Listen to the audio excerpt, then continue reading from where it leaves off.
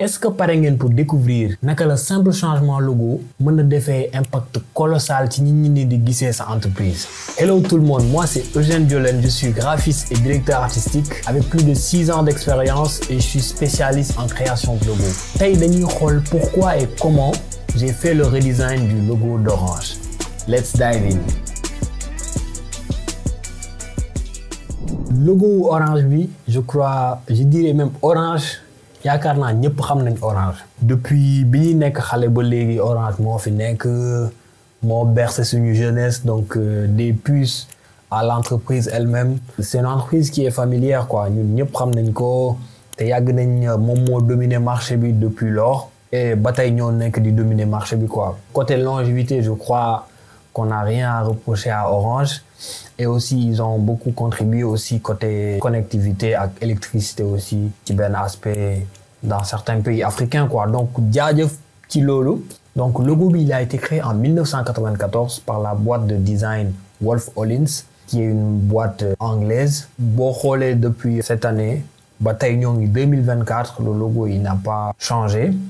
Maintenant la question que je me pose et j'aimerais vous poser yéen ñi nekk ginnaaw seen écran c'est que est-ce que Orange tey dépassé wul seen logo actuel bi quoi et l'autre question aussi mooy est-ce que logo bi actuel bi nii moo ngi transmettre essence Orange quoi li Orange bëgg transmettre réellement à leur clientèle. C'est ces deux questions que je me pose actuellement et on va tenter d'y répondre dans cette vidéo. Let's go. Déjà, faisons l'analyse du logo actuel. Donc, le logo Orange, c'est un carré orange avec le texte orange en couleur blanche placé en bas. Bien sûr, c'est pas placé au milieu parce que boba do am dynamisme un petit peu.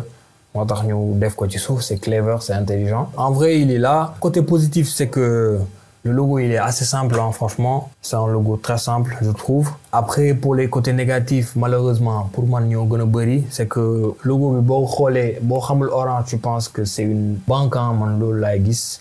Aspect banque là, mooy trop statique, trop de rigueur. Alors que Orange, c'est plutôt une entreprise fun, hein. J'ai fait mes recherches, bien évidemment. Et une parenthèse, c'est que boy def logo, il faut que nga am matière justement nga am data comme on dit en anglais donc bu dee sa client bi da nga koy wax mu yónnee le brief bu la yónneewul brief projet bi xeen su Orange bi dinaa fa def benn brief man moom laa yónnee samay clients donc vous pourrez aller là-bas et télécharger dinaa def lépp dans la description. Je disais que bu dee client bi yónneewul le brief il faut que nga yónnee ko benn document pour qu'il le remplisse information yooyu ñoo lay permettre après de résoudre le problème du client justement et d'une manière très pertinente. Revenons à ce projet, c'est que j'ai fait des recherches et j'ai vu que Orange, quand même, ils voulaient avoir une image très moderne, très connectée, très proche de leur clientèle. Et je trouve que le logo amul aspect bobo quoi. Donc le logo, comme j'ai dit, il est trop statique, manque de justement côté proche bobo à la clientèle pour man amuko. Côté fun, dynamisme, il en manque un petit peu dans le logo actuel. Problème globalement moom laa gis ci logo Orange te loolu moo gën a poussé à ce que je fasse le redesign du logo. Donc ma solution à ce problème c'était quoi?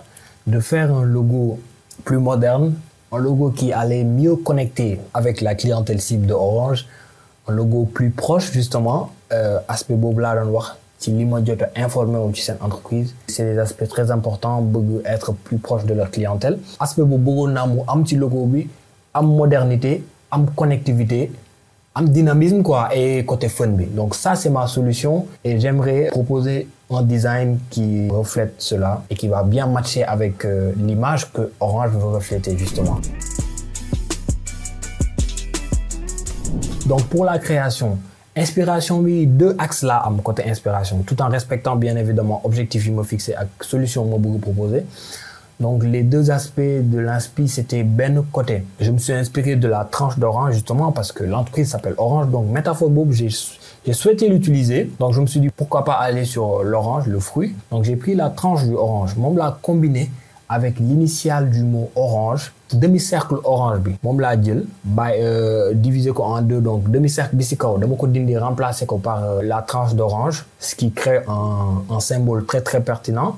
Mais pareeguma beneen idée bi je l'ai pris en faisant mes recherches dama gis benn image bu ma marqué que je trouvais très intéressant. Et ouvriers, ils étaient en train sûrement de liguer côté connectivité et tout ça.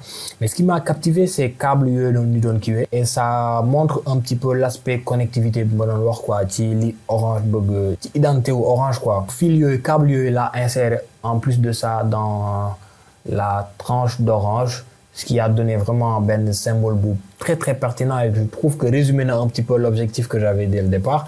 Moi, un logo simple déjà de base, un logo moderne, un logo qui est proche parce que côté Orange métaphore avec Flubi, c'est un truc qui est familier un petit peu et ben aspect fun, aspect comme j'ai dit, je crois je l'ai déjà dit, aspect moderne quoi. Donc après ça, définitivement déclinaison du logo bi, donc il y a 3 variations du logo. Amna benen bo xamantene tranche d'orange bi, je l'ai gardé en haut. Demi-cercle O bi dama ko dindi, je l'ai remplacé par le texte orange. Amna benen version bo xamantene logotype bi la.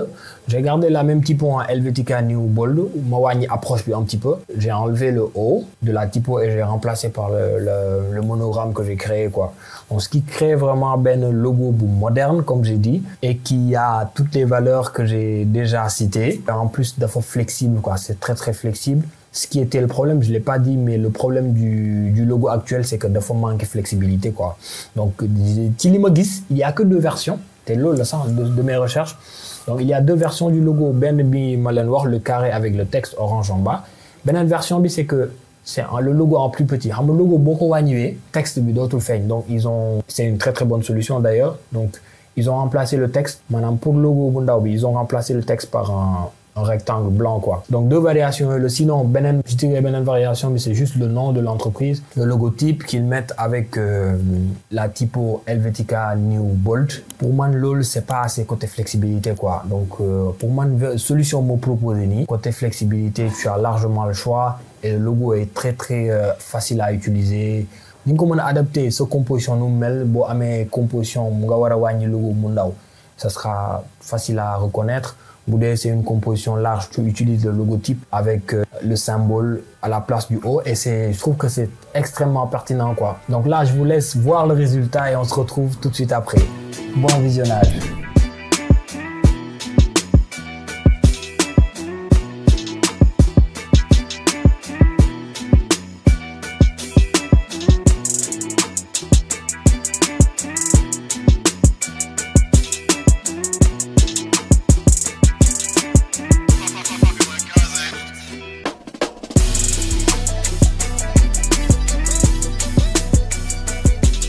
Comme vous l'avez vu, je crois avoir atteint les objectifs que je me suis fixés et que je vous ai partagés. Dans les commentaires, di ngeen ma wax ndax c'est un objectif atteint ou pas. Et ngeen wax ma aussi ñaari logo yi ban moo leen ci gënal. Donc je trouve que vraiment la solution me proposée ni, il est très moderne, il est plus proche. Ça donne une nouvelle vie à l'entreprise Orange quoi. Et ça gap boobu ma doon wax gap entre Orange image mu bëgg jàllale ak logo bi image mi jàllale gap bi fexe naa ba génnee gap bi et que Orange philosophie Orange ak lu mu bëgg transmettre, je crois que def naa ko ci logo bi quoi et ça crée une meilleure connexion avec la clientèle. Te di ngeen gis ne am na benn nouveauté ak benn fraîcheur bu mu indi quoi. De toute façon, vous me direz ce que vous en pensez en commentaire. Donc globalement, c'était ça la vidéo. Vous montrer un petit peu mon process ak pourquoi aussi j'ai fait le redesign, nan laa ko teg ak ban problème laa gis bu tax ma def redesign logo bi. Et il y a un objectif là, à mon redesign, et si je l'ai atteint ou pas, vous me direz dans les commentaires. Moi, je crois que je l'ai atteint. Donc, cette vidéo permet à ñi nga xamantene ils sont passionnés par le logo design de comprendre un petit peu le process. Naka ngay étudier une entreprise, naka ngay jéemee xam un petit peu entreprise bi lan la bëgg woné, lan la bëgg jàllale à travers son logo, à travers son image, et nga jéem ko def ci logo bi pour justement atteindre la cible parce que c'est ça l'important, c'est ça le plus important. Boy def logo, boy def identité visuelle, tu vises ben audience te lépp li ngay def choix yëpp li ngay def foog nga koy jéem a cadrer quoi pour vraiment transmettre l'essence de l'entreprise à la cible. J'attends vos avis dans les commentaires.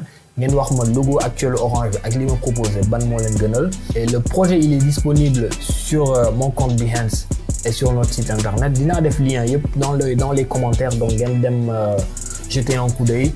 Ngeen wax ma loo leen ci xalaat aussi. Et aussi ci projet boobu noonu dans les sources dinaa fa def benn document mooy documentation bu may yónnee sama client pour ñu remplir ko jox ma ay information pour ma mën a liggéey seen logo. dinaa ko def ci ressources yi boo leen demee mën ngeen ko télécharger, c'est gratuit. Et puis comme d'habitude dans la chanson, likez, partagez, commentez, ça donne la force, ça augmente la communauté. Nous partager, ainsi de suite. Pour ñi ma bëgg contacter ñi bëgg liggéey ak man dinaa dugal information yëpp dans les commentaires ngeen mën ko, vous aurez accès aux infos sama mail sama téléphone 77 399 53 66. De toute façon dinaa def lépp dans les commentaires et bah c'était tout pour moi. Peace up guys.